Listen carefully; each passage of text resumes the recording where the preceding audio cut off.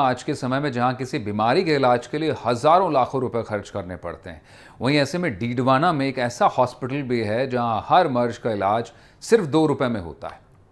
इस चिकित्सालय में इलाज का सिलसिला आज से नहीं बल्कि पिछले लगभग 1 सदी से चल रहा है। इस इलाज अस्पताल की क्या विशेषता है, किस पद्धति से यहाँ मरीजों का इलाज होता है, इसके लिए डीडवाना से हमारे सहयोगी जहीर अब्बास की रिपोर्ट।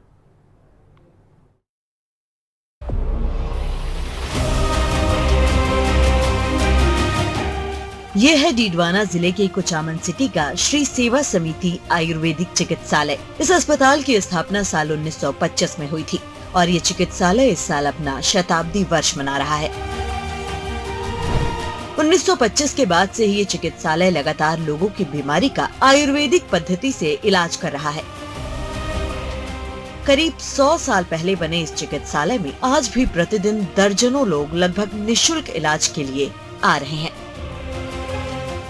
साहित्यकार नटवर लाल वक्ता के मुताबिक 1920 में पूरी दुनिया में इन्फ्लुएंजा नाम की बीमारी का प्रकोप हुआ था। इस बीमारी की चपेट में आकर भारत में भी काफी लोगों की मौत हुई थी।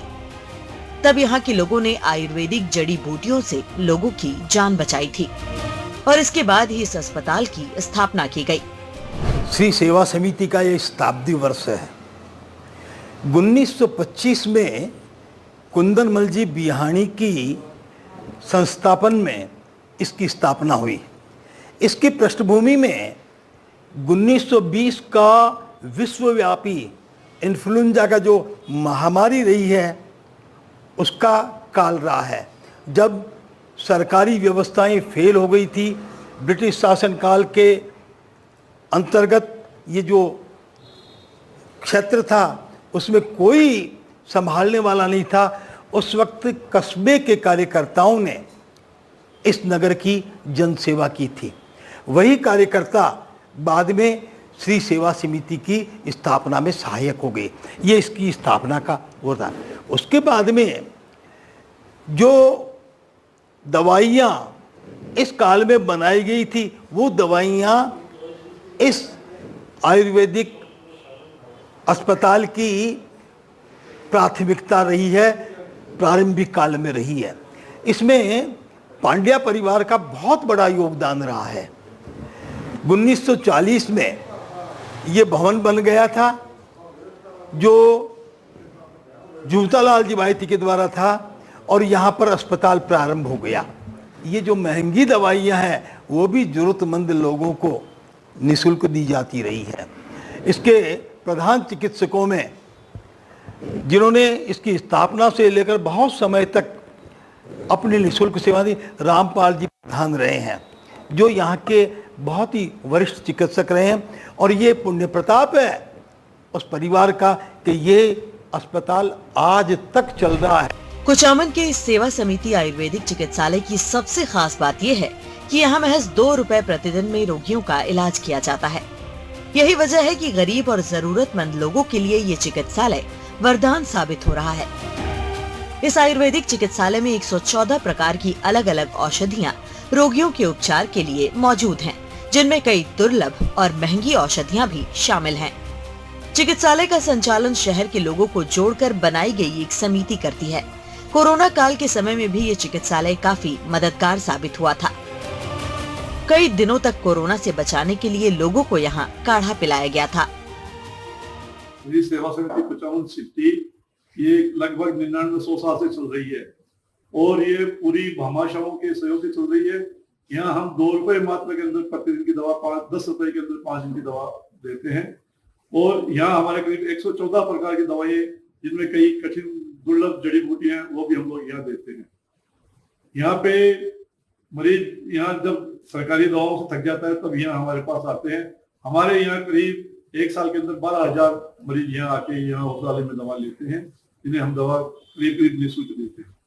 यहाँ चर्म रोग की, सर्दी, जुकाम, खांसी, बुखार की सब दवाइयाँ यहाँ करीब सभी तरह की बीमारियों की दवा दी जाती है। यहाँ आसव, आरिश, चूरन, भस्मे, सब तरह की क्वाथ वगैरह सब देते हैं। दवाइयाँ हम लोग यहाँ खुद बनाते, खुद निर्मित करते हैं। हमारे यहाँ भट्टियाँ वगैरह है, सब बनाने की विधि से बनाते हैं। ये संग भस्म वगैरह सब, ये मोतिका वगैरह सब, ये यहाँ परवाल पिष्टी वगैरह यहाँ बनाते हैं। और यहाँ कालेड़ा और मोता बीकानेर दोनों जगह से दवा कराकर हम लोगों को निःशुल्क दवा देते हैं। ये भामाशाहों के सहयोग से और पर्ची के सहयोग से, और कई लोग जन्मदिन पे, किसी की तिथि पे यहाँ हमें सेवा समिति में दे जाते हैं पैसे, उनके सहयोग से चलता है। कोरोना काल के अंदर हमने नियमित हर हफ्ते कोरोना का काढ़ा 26-27 तरह की जड़ी बूटियों से हमने हर गुरुवार को यहाँ काढ़ा पिला के हमने जन सेवा की थी। सेवा समिति यहाँ कुटुंब शहर के सभी मेले वगैरह यही मनाती है। यहाँ गंगोर का मेला, या तीज का मेला, शीतला सप्तमी का मेला, भैरव तालाब का मेला, उसके अलावा पहले यहाँ गुड्डी बोलावनी वगैरह जो होते थे वो भी यहाँ सेवा समिति, नरसिंह जी के मंदिर का जो मेला होता था ये सेवा समिति के तत्वाधान में होता था। कुचामन के इस चिकित्सालय में कर्मचारी जड़ी बूटियों से औषधियाँ तैयार करते हैं। अस्पताल में वैद्य की सेवाएं देने वाले वैद्य कृष्ण गोपाल तिवारी का कहना है कि आयुर्वेद चिकित्सा पद्धति हमारे देश की चिकित्सा पद्धति है और ये एलोपैथी से कम खर्चीली और ज्यादा विश्वसनीय है। इसलिए लोगों को आयुर्वेद चिकित्सा पद्धति पर यकीन रखकर उसे ही अपनाना चाहिए।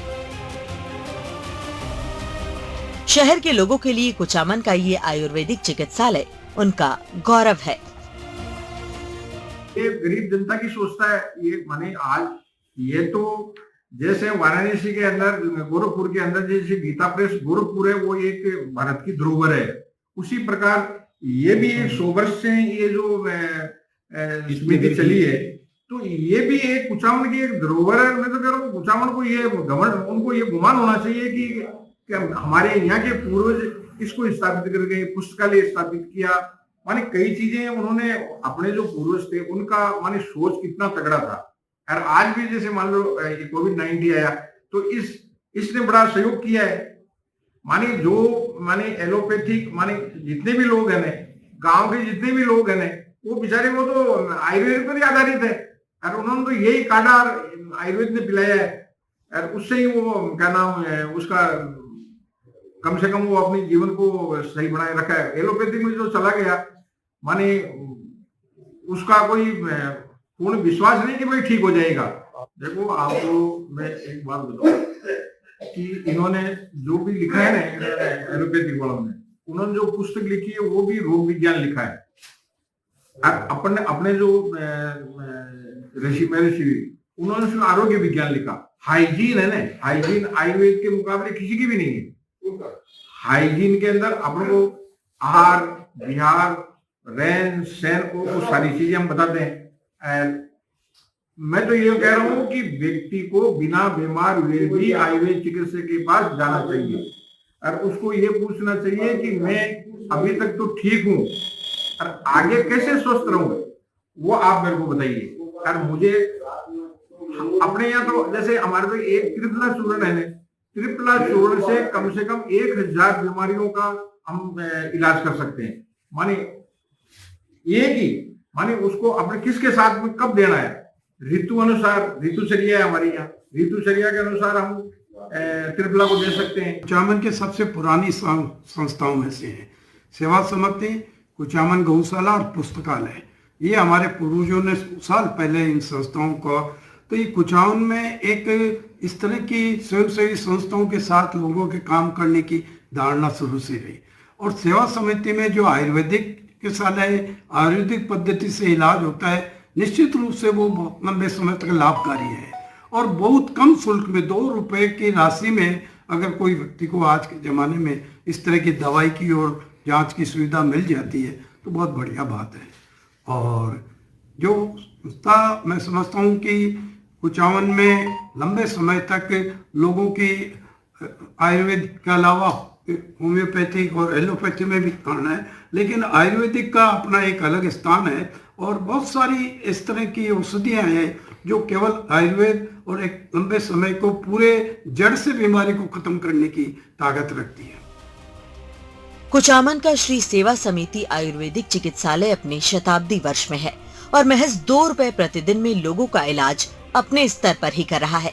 इसे विडंबना ही कहेंगे कि शहर सहित दूर दराज के ग्रामीण क्षेत्रों के लोगों को निशुल्क दवा और उपचार मुहैया कराने वाले इस चिकित्सालय को ब्रिटिश राज से देश आजाद होने के बाद आज तक किसी भी तरह का सरकारी सहयोग नहीं मिला है, जिसका दर्द श्री सेवा समिति के जुड़े सदस्यों को भी है। समिति के सदस्यों का कहना है कि पिछले लगभग 100 सालों से इस औषधालय का संचालन केवल भामाशाहों के सहयोग से किया जा रहा है। एनडीटीवी राजस्थान के लिए डीडवाना से जहीर अब्बास उस्मानी की रिपोर्ट।